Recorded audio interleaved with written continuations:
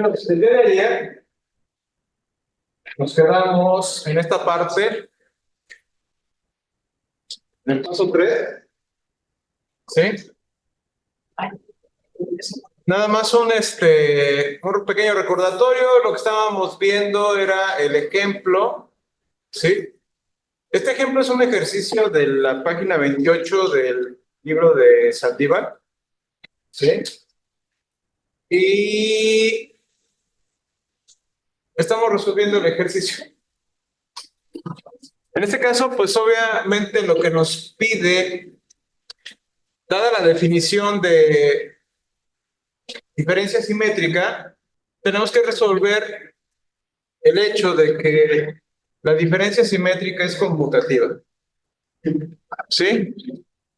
¿Cómo procedimos? En el paso 1, ¿sí? Lo único que hicimos fue tomar esta parte y hubiéramos podido tomar cualquiera de las dos. ¿Sí? Tomamos el lado izquierdo. En el paso 1 aplicamos la definición, que es esta. El procedimiento para hacer, bueno, el procedimiento para hacer una demostración, en este caso, procedimos por la definición, ¿sí? En otros contextos podrán proceder a partir de de teoremas o de otros enunciados matemáticos, ¿no?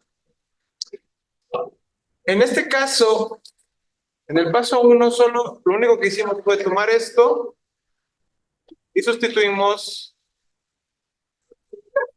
el valor por la definición. Posteriormente, ya en el paso 2, ¿sí? ¿Qué es lo que vemos? Bueno, una diferencia de conjuntos se define de esta forma. ¿Sí? Entonces, dada esa equivalencia, lo único que hacemos es sustituir las diferencias por sus equivalentes, dada la equivalencia en el paso 2. ¿Sí? En el segundo punto, en el paso 3, damos otra equivalencia conocida como la distribución entre conjuntos. O sea, en este caso necesitamos la unión y la intersección. ¿Esto qué quiere decir? A unión B intersección C va a ser equivalente a A unión B intersección A unión C. ¿Qué fue lo que hicimos? Tomamos este término como el conjunto determinado por B y C y tomamos este conjunto como el conjunto A. Aplicamos la distribución y lo que nos queda es A, B, A, C. Obviamente en el esquema en el cual nos estamos moviendo. En el paso 4 vamos a aplicar nuevamente esta cuestión, la distribución, ¿sí? Pero para hacerlo con respecto a cada uno de estos dos términos dentro de la intersección. Entonces, también podemos ver, ¿sí?, que dentro de la teoría de conjuntos existe la conmutatividad. A partir de aquí, yo voy a tomar este conjunto, el conjunto B, y lo voy a distribuir con esta intersección. ¿Sí? Tomando esto en cuenta, entonces tengo B unión A, ¿sí? Intersección B unión B complemento. Lo único que estamos haciendo es utilizar la distribución. ¿Sí? Me tomo un conjunto, tengo obviamente B intersección C y tengo un conjunto A. ¿Qué es lo que hago? Bueno, a ver.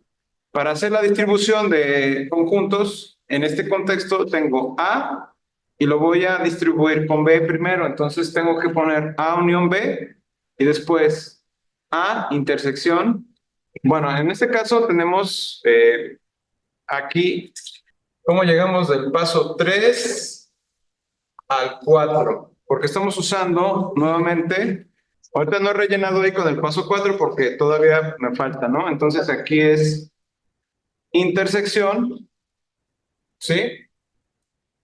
Y por el otro lado tengo A unión a complemento, intersección a complemento, paso 4. Estamos usando nuevamente distribución, pero ahora sobre cada uno de los dos términos, o sea, sobre este es esto que está aquí, ¿sí? Esto que está acá es todo esto. Y en medio la intersección de ambos. Ya que hemos llegado a esto, si yo tengo el total, que sería B unión complemento, es el total, y A unión complemento es también el total, ¿sí? En ambos casos. Dentro de un conjunto, si yo tengo un conjunto A y tengo el total y hago A intersección del total, esto es equivalente al conjunto A, ¿sí? ¿Por qué? Porque no hay nada fuera del total. Obviamente puede haber otras cosas, ¿no? Pero si es el conjunto que nos interesa y es el todo para nosotros de momento, el conjunto que esté dentro, en este caso A, aceptándolo con el total, me da exactamente el mismo valor A. ¿Sí está claro? Sí. Entonces, en el paso 5 es precisamente, vamos a aplicar esta equivalencia, ¿sí? Donde tenemos B unión A, intersección. ¿Qué más podemos hacer? Y aplicando, obviamente, en el paso 5, este sería el paso 5, la equivalencia, donde tenemos a intersección del total. Esto es equivalente a el conjunto A. O el universo, como lo quieran ver. En el paso 5. ¿Qué sigue? En el paso 6. Todavía no acabamos. Vamos a proceder de esta forma, ¿ok? Entonces, lo que estamos buscando es esto. Buscar esto, ¿qué significa? En este caso, lo voy a subir hasta ahí. En este caso, lo que tenemos, siguiendo la distribución como la mencionan, tendríamos que aplicarlo así. Tomando el conjunto B unión A con respecto a esto, y por el otro lado tendríamos B unión A, intersección B complemento. Entonces, este sería el resultado. En el paso 6, perdón, aplicamos otra vez distribución. Tenemos que volver a aplicar distribución.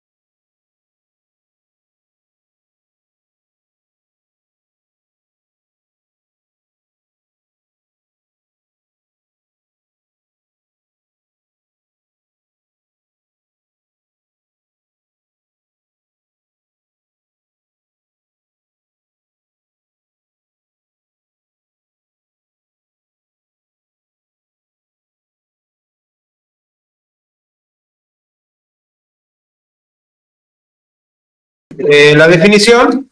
Entonces, tomamos X que pertenece a la diferencia simétrica entre A y B. Y obviamente aplicamos la definición. Aquí les voy a poner así. Definición. Aplicamos, ¿cuál es la definición? La definición de diferencia simétrica, que se escribe así: la X que pertenece a sí, A menos B unión B menos A. ¿Eso qué quiere decir? Bueno, esto lo que quiere decir, o lo que va a implicar, ¿sí? Es que X pertenece a menos B, o X pertenece a B menos A. ¿Sí? ¿Qué se sigue? Bueno, esto implica, ¿sí?, que en este caso estamos haciendo la distribución de elementos, de contexto. Entonces yo tengo X que pertenece ahora, tomando esto como A intersección B complemento, o X que pertenece a B intersección A complemento. ¿Sí? Pues estoy haciendo una transformación. Aquí de todos modos estoy usando propiedades. ¿Sí? Pero estoy siguiendo la línea de los elementos. Esto seguro lo vamos a, esto también seguro lo van a ver en su curso de hoy. ¿Esto a qué sería equivalente? ¿O qué implicaría? X está en A y X que no está en B complemento. O más bien, perdón, X que está en A y X que está en B complemento. O X que está en B y X que está en A complemento. ¿Está en uno o está en el otro? Ahora, ¿qué harían? Ojo, aquí también pudieron haber hecho en dos pasos. Lo dice Ángel, aplicando aquí nada más voltean y ya nada más. Estoy siguiendo las líneas más largas para determinar diferentes contextos. Ahora, teniendo esto, ¿qué es lo que harían aquí, jóvenes? ¿Cómo aplicaríamos la distribución? ¿Aquí qué tipo de distribución necesitamos? Aquí no estamos usando propiedades. Cuando están procediendo de esta forma, no están utilizando propiedades de conjuntos, que fue lo que hicimos al principio. Esto que harían de esta manera sería propiedades lógicas, ¿sí? Porque en este caso tenemos un y, una conjunción y una disyunción, ¿sí? En términos lógicos. Entonces, siguiendo esta idea, vamos a distribuir esto en esto o al revés. No hay tanta diferencia. O para no hacerlo tan largo, ¿qué harían ahí? A ver. ¿Qué harían? Yo ya aplicaría una propiedad lógica, obviamente. ¿Cuál sería esa propiedad lógica? Para no hacerlo tan largo y no dormirnos más. ¿Esto que dijiste que significa? Conmutatividad lógica. ¿Sí? Por conmutatividad lógica, o sea, para no aventarme todo el esquema de las 30,000 líneas, ¿sí? Conmutación lógica. Si tenemos, en este caso, P o Q, Esto era equivalente. ¿No te acuerdas de esto? Entonces, aplicando esta idea, lo que tenemos es la siguiente implicación. ¿Sí? Tomo este término como P y tomo este como Q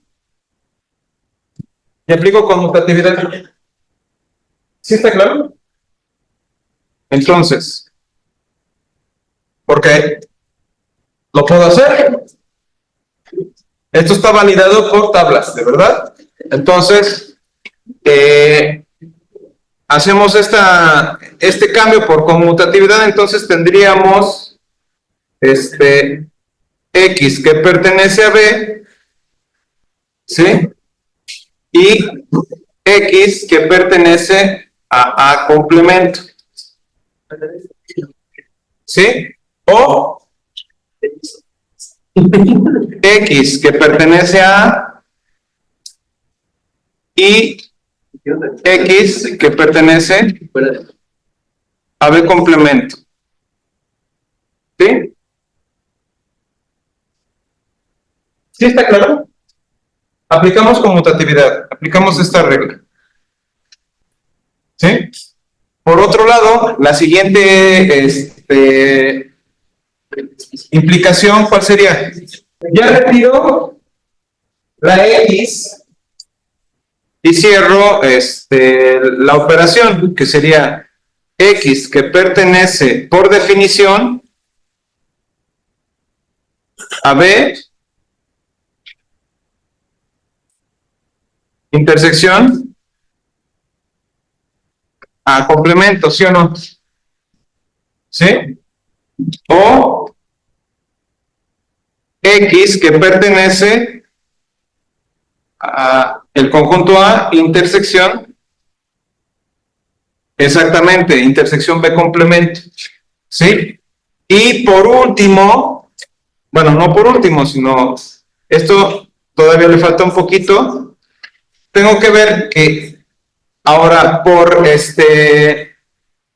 bueno, por la equivalencia donde tenemos esto de aquí y pasamos a esto de acá, aplicamos ahora a la inversa, entonces sería X que pertenece a B menos A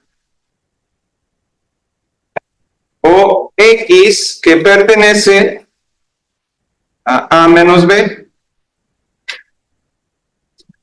¿sí? Entonces, por definición de unión, ¿sí? Tenemos que X pertenece a B menos A, unión A menos B, ¿sí? Y por último, ahora sí, lo que va a quedar, la última implicación, es que X pertenece ¿a dónde? Por definición, esto era así. X pertenece a la diferencia simétrica por definición, entonces sería B, diferencia simétrica de A. Entonces, ¿qué fue lo que hicimos? Bueno, ya demostramos, ponen sus tres puntitos que dice por lo tanto,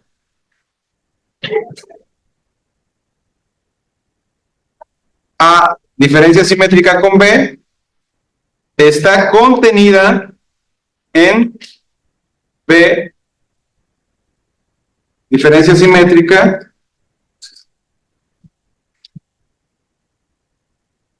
con A. Pero si se dan cuenta, esto es un sí, solo sí. Ajá.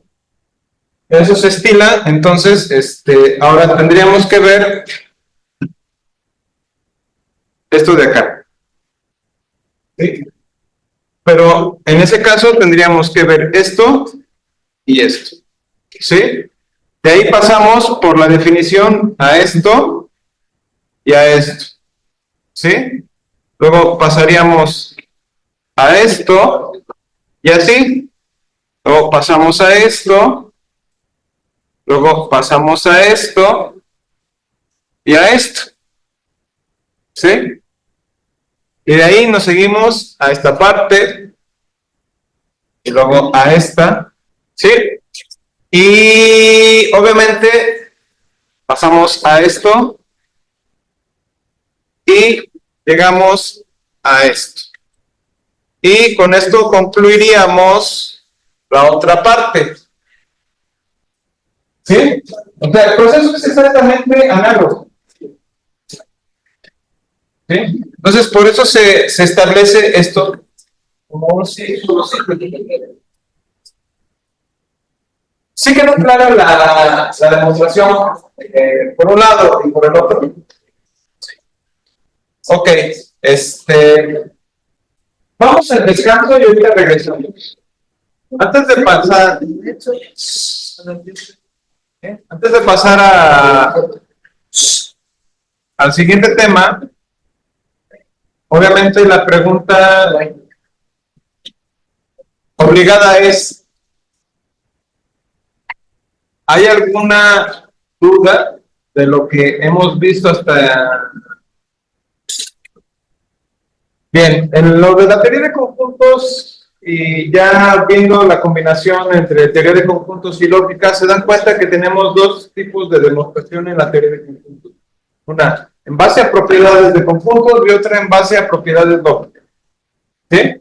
Entonces, cuando ustedes estén haciendo la demostración por elementos y estén desarrollando las propiedades en base a los esquemas lógicos, tienen una metodología y por el otro lado tienen las propiedades de los conjuntos y por ahí también pueden proceder. ¿Cuál es más formal? ¿Propiedades de conjuntos o propiedades lógicas? Bien. De entrada, pues es obvio que se debió haber demostrado todas las propiedades de conjuntos, ¿sí? Pero este no es un curso de teoría de conjuntos. Entonces, estoy omitiendo varias de estas demostraciones, por eso me tomé la libertad de hacer una demostración a detalle en ambos casos. ¿Sí? Por un lado, utilizando las propiedades lógicas y por otro lado, utilizando las propiedades de conjuntos. ¿Cuál de las dos es más formal? Las dos. No hay una más que la otra. ¿Cuál es la que a ustedes les acomode? La que les acomode. Es lo que decía ayer. ¿Qué pasó? A ver, hay demostraciones para casos particulares y hay demostraciones para casos generales. Ah, no, eso ya es Hay casos particulares donde les piden mostrar, más que demostrar, mostrar que se cumple tal propiedad para un caso particular. ¿Sí? En ese contexto lo que hacen es proceder utilizando teoremas, definiciones, lemas, etcétera. ¿Sí? Cualquier proposición que hayan,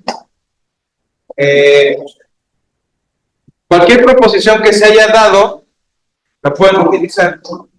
¿Sí? Ya sea para un caso general o para un caso particular.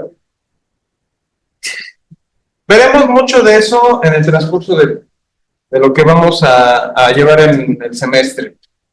Ahora, si no hay más preguntas con respecto a conjuntos, entonces vamos a pasar a las propiedades de los números reales. Si se dieron cuenta, dentro de las propiedades lógicas aplicamos algún contexto de propiedades de conjuntos. ¿Sí? En las propiedades lógicas se procede a través de propiedades lógicas y propiedades de conjuntos. ¿Por qué? Porque es una combinación de ambas. En el contexto de las propiedades de conjuntos, exclusivamente utilizamos todo el tiempo propiedades de conjunto. O sea, como no metimos elementos, no utilizamos la parte lógica. Bueno, lo utilizamos implícitamente. ¿Sí? Pero todo iba en función del contexto de las propiedades de conjunto, nada más. Cuando ustedes proceden por elementos, ¿sí?, tienen que aplicar tanto propiedades lógicas como propiedades de conjunto. ¿Sí? Si se dieron cuenta, como lo había mencionado Ángel, ¿sí?, las propiedades de conjuntos se hubiera resuelto en 2 pasos. Pero cuando procedimos por elementos, ¿sí?, utilizando la misma idea que utilizando la misma idea que dio Ángel, utilizando conmutatividad, no procedimos en 2 pasos por elementos, sino por lo menos como en 5 pasos. Imagínense la cantidad de pasos que hubiéramos hecho si procedo a detalle utilizando todo el procedimiento sin utilizar la conmutatividad. O sea, ahorita todavía estaríamos en ello, ¿sí? Y me hubiera llevado el resto de la clase, casi seguro. Pero gracias a ese detalle, pues nada más hicimos la conmutación y terminamos en 5 o 6 pasos. ¿Sí? Una cuestión aquí es que hay demostraciones que las pueden hacer de forma muy sencilla, utilizando propiedades de conjuntos, que es la más óptima, o por elementos, donde combinan tanto identidades lógicas como identidades de conjunto. Bueno, ¿algo más? Bueno, entonces, por lo que entiendo, el día del examen, nosotros podemos hacer un elemento nada más que el tiempo, por mandar, y es más o menos. Sí, no, por eso no hay bronca. O sea, ustedes no se deben de conflictuar. Lo que les acabo de decir, ¿cuál es más formal? Las dos. Por elementos, ustedes están procediendo de manera formal, ¿sí?, utilizando propiedades de conjuntos y propiedades lógicas. Si ustedes proceden a través de propiedades de conjuntos, exclusivamente están haciendo uso de una manera formal a través de conjuntos, nada más. ¿Sí? Te vas a llevar menos tiempo por propiedades de conjuntos que por propiedades de elementos y propiedades lógicas y propiedades de conjuntos. Pero ya es elección de ustedes. ¿Sí? Quienes quieren usar propiedades lógicas y conjuntos, adelante. Quienes quieren usar propiedades de conjuntos, ¿sí? ¿Algo más? ¿No? Bueno, vamos a pasar entonces a las propiedades de los números reales. Dentro de las propiedades de los números reales necesitamos 2 operadores, ¿sí? El primer operador que vamos a analizar es el operador. Entonces, para poder proceder con las propiedades, se definen operadores. ¿Cómo vamos a definir el operador suma? Definición. El operador suma, ¿sí?, me va a unir 2 términos. El operador suma me va a unir 2 términos. Bicho, ya lo han visto, se llama par ordenado, ¿sí? El par ordenado dentro de la teoría de conjuntos se define como tomar 2 elementos, ¿sí? Uno, A pertenece a este y B pertenece a este, ¿sí? Y juntando los dos, nosotros obtenemos la suma, ¿sí? Que al final es un término definido dentro del conjunto de los números reales.